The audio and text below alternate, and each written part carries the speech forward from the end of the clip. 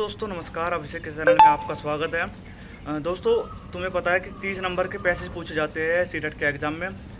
उन 30 नंबर में दोस्तों सबको लगता है कि हमारे पास में 2.5 घंटा होता है, 150 मिनट होते हैं 150 क्वेश्चन को करने में। जबकि दोस्तों ये सफिशिएंट समय नहीं होता किसी किसी बच्चे के लिए, और किसी किसी बच्चे के लिए दोस्तों एक्स्ट्रा टाइम भी होता है। अब आप किन में हो, आप वो आपको देखना होता है, क्योंकि टाइम जो लेते हैं दोस्तों वो पैसेज बहुत ज़्यादा लेते हैं। और ये पैसेज के ऊपर ही वीडियो है कि पैसेज को सॉर्ट आउट या सॉल्व कैसे करें।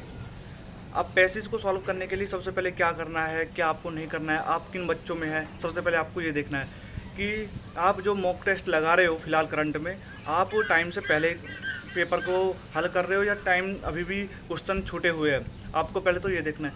अगर पेपर में सारे क्वेश्चन आप अटैम्प्ट कर रहे हो तो ये मानकर मत चलना कि आप पेपर में भी सारे अटैम्प्ट क्वेश्चन कर लेंगे, ठीक है। क्योंकि वहाँ पर दोस्तों जो प्रेशर होता है ना वो अलग लेवल का होता है, ठीक है। एक बात होगी आपकी ये। दूसरी बात, अगर जिस बच्चे को ये कॉन्फिडेंस है कि मैं 150 क्वेश्चन 150 मिनट में कर लूँगा, तो इस भूल कर मत चलना है, इस भूल में। क्योंकि बहुत बच्चे जो ऐसे कहकर चलते हैं वो पेपर में क्वेश्चन को छोड़ कर आ जाते हैं, है ना। पेपर का हाल उनसे पूछिए जो पिछले वर्ष दे चुके होते हैं ना, उनसे एक्सपीरियंस लीजिए।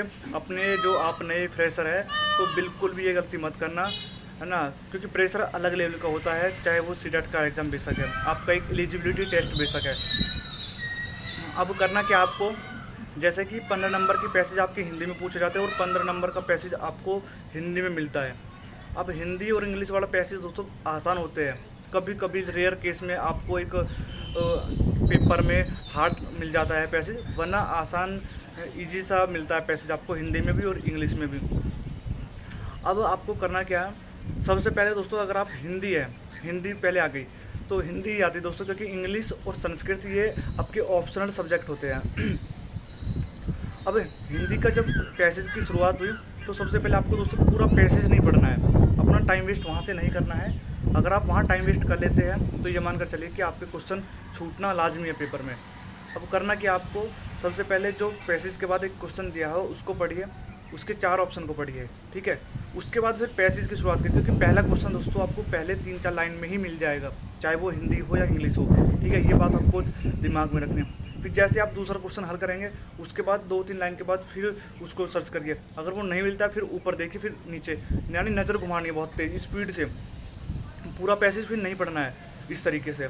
जो मैं बता रहा हूँ कि पहले क्वेश्चन का आंसर आपको 2-3 लाइन में मिल जाएगा, मिलेगा तो मिलेगा, नहीं तो नहीं मिलेगा, है ना। फिर स्पीड से पढ़िए, आगे की लाइन बहुत स्पीड से, 2-3 लाइन आपको आराम से पढ़नी है। इसी तरीके से दूसरी लाइन में आपको 2-3 लाइन छोड़ के तीसरी, चौथी लाइन, 5वीं लाइन तक आपको पढ़ना है उसका आंसर देखने के लिए। अगर नहीं मिलता फिर स्पीड से आगे पढ़िए, ठीक है। इस तरीके से आपको पढ़ना है, चाहे वो हिंदी हो या इंग्लिश हो ना। आपका एग्ज़ाम दोस्तों बहुत नज़दीक है। मैं आज शुभकामना देता हूँ कि आशा करता हूँ कि बहुत बच्चे जो मेहनत कर रहे हैं वो सफल हो जाए दोस्तों, है ना। यही आशा है, गुजारिश है। RAA का मॉक टेस्ट आपने दे दिया होगा, जो 30 तारीख में एग्जाम मॉक टेस्ट उन्होंने रविवार को दिया था। बहुत अच्छा मॉक लेवल का बनाया उन्होंने। अगर नहीं दिया है तो उसको दोस्तों एक बार दे लेना, ठीक है। बहुत बेनिफिट मिलेगा उससे। धन्यवाद।